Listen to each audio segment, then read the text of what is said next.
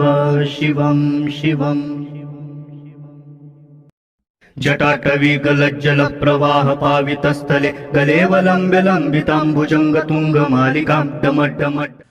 ओम सर्वे भवन्तु सुखिनः, सर्वे सन्तु निरामयाः, सर्वे भद्राणि पश्यन्तु मा कश्चित् दुःखभाग् भवेत्। ये स्पिरिचुअल प्रोडक्ट्स आपको shivago.com पे ऑथेंटिक और जेन्युइन मिलेंगे।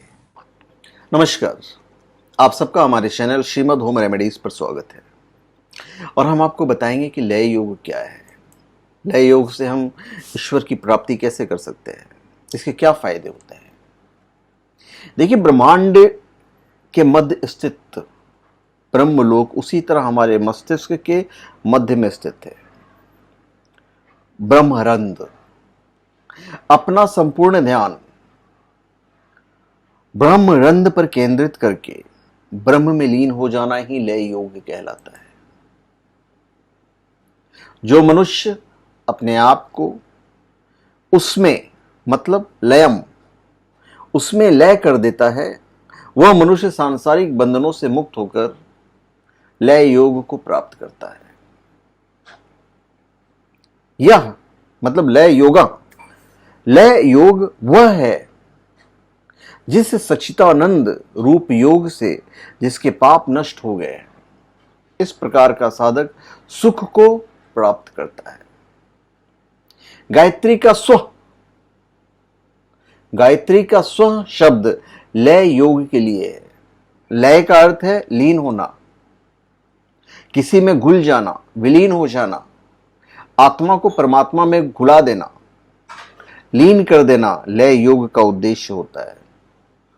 मुक्ति या समाधि अवस्था में आत्मविस्मृति हो जाती है, द्वैत मिट जाता है और एकता की संयुक्तता का आनंद प्राप्त होता है। यही लय योग है। तो लय योग एक कला है, स्वयं को शांत कर ईश्वर या ब्रह्मांड की शक्ति से जुड़कर शक्तिशाली बनने का।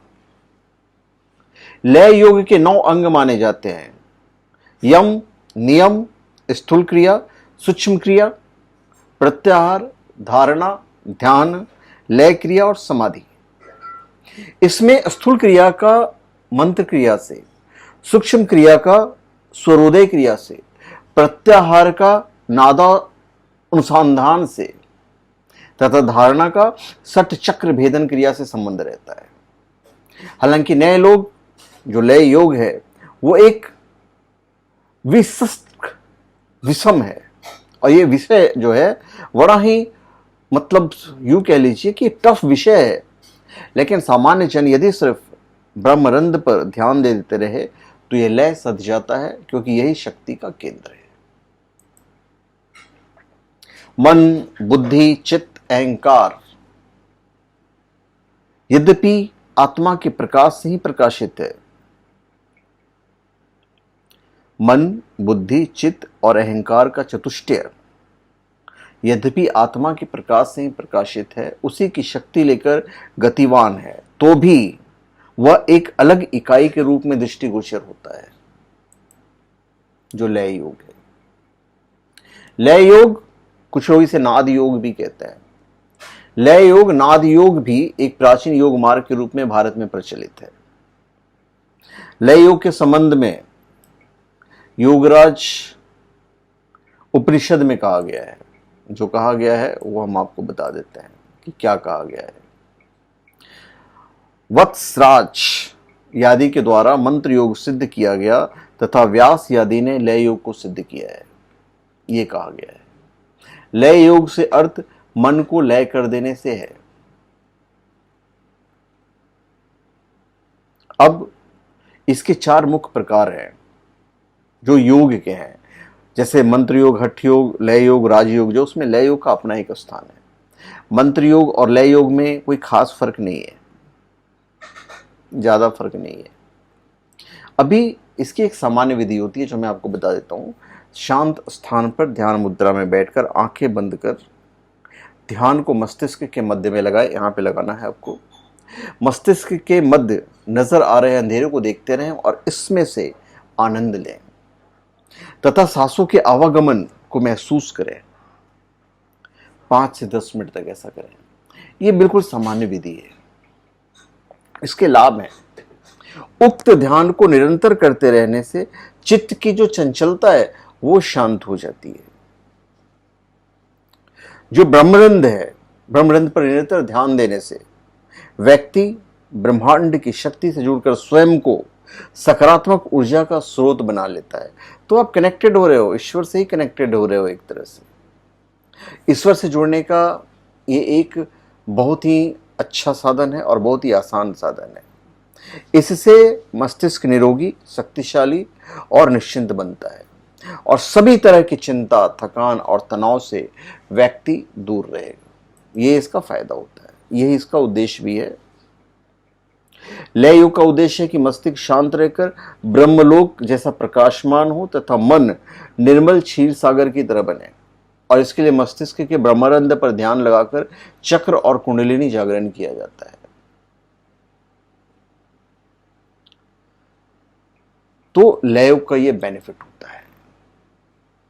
ईश्वर का पवित्र अंश आत्मा इसलिए शरीर धारण करता है कि प्रभु की इस दिव्य वाटिका में आनंदमयी क्रीड़ा करे, प्रेम के अमृत रस का पान करे और इस जो पूरे ब्रह्मांड जो फैला हुआ है, पृथ्वी जो पूरी फैली हुई है, इस पुण्य भूमि में सर्वत्र चारों ओर झरने वाले आनंदमय झरनों को आनंद से देखे, आनंद करे और उसमें किलोल करे, तभी तो मजा आएगा। तो मन को लय करने के लिए साधक अपनी चेतना को ब्रह्मवृत्तियों में और उसके ब्रह्मवृत्तियों से समेटकर अंतर्मुख करके भीतर होने वाले शब्दों को सुनने की चेष्टा करता है, जिसे नाद कहते हैं।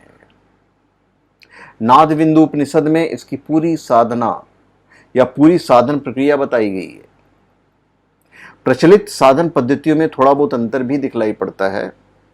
तो इस नाद को सुनने के लिए साधक किसी आसन पर बैठकर अपने दाहिने अंगूठे से दाहिने कान को और बाएं अंगूठे से बाएं कान को बंद करके, बाएं आंख से बंद करके क्या करोगे, इस तरह से क्रमशः आंख, नाक और ओठ को बंद कर बाहर से वृत्तियों को समेटकर अंदर में नाद को श्रवण करने के लिए केंद्रित करते हैं। शिव संहिता में विभिन्न प्रकार के अनहद नाद बतलाए गए हैं। नाद श्रवण की साधना के प्रारंभ में मधु की भिनभिनाहट, इसके बाद बीना, तब शहनाई और उसके पश्चात घंटे की ध्वनि और अंततः मेघ गर्जन आदि की ध्वनियां साधक को सुनाई पड़ती है। और इस नाद स्वर में पूरी तरह से लीन होने से मन जो है वो लय हो जाता है और समाधि की अवस्था प्राप्त हो जाती है, ऐसा कहा जाता है। इसी तरह कुछ जो साधक हैं वो सिद्धासन में बैठकर वैष्णवी मुद्रा धारण करके अनाहत ध्वनि को दाएं कान से सुनने का प्रयत्न करते हैं। और इस लय योग या नाद योग की साधना से बाहर की ध्वनियां स्वतः मिटने लगती है और साधक अकार और मकार के दोनों पक्षों पर विजय प्राप्त करते हुए धीरे धीरे प्रणव को पीने लगता है, ऐसी मान्यता है। तो प्रारंभ में नाद की ध्वनि समुद्र, मेघ गर्जन, भेरी और झरने की तरह तीव्र होती है, मगर इसके पश्चात यह ध्वनि जो है वो मृदु होने लगती है और क्रमशः घंटी की ध्वनि, किंकनी, वीणा आदि जैसी धीमी होती चली जाती है। और इस प्रकार के अभ्यास से चित्त की चंचलता मिटने लगती है और एकाग्रता बढ़ने लगती है। यही लय योग कहलाता है।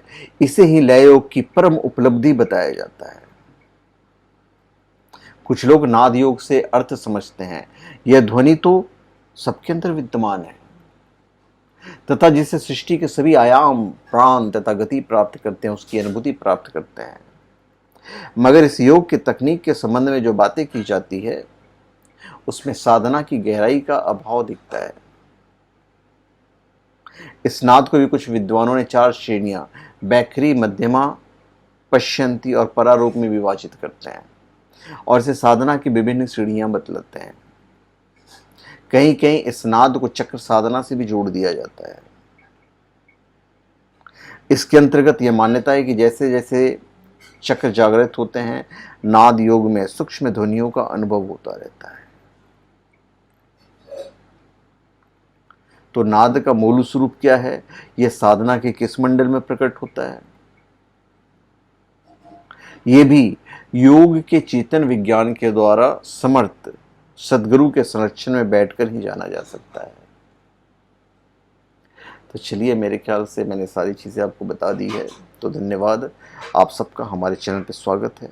आप हमारे चैनल पे सब्सक्राइब करें, अपने कमेंट दीजिए और हम चाहेंगे कि आप हमारे वीडियो को शेयर कर दीजिए ताकि ज़्यादा से ज़्यादा लोग लय योग के बारे में जान सकें। धन्यवाद।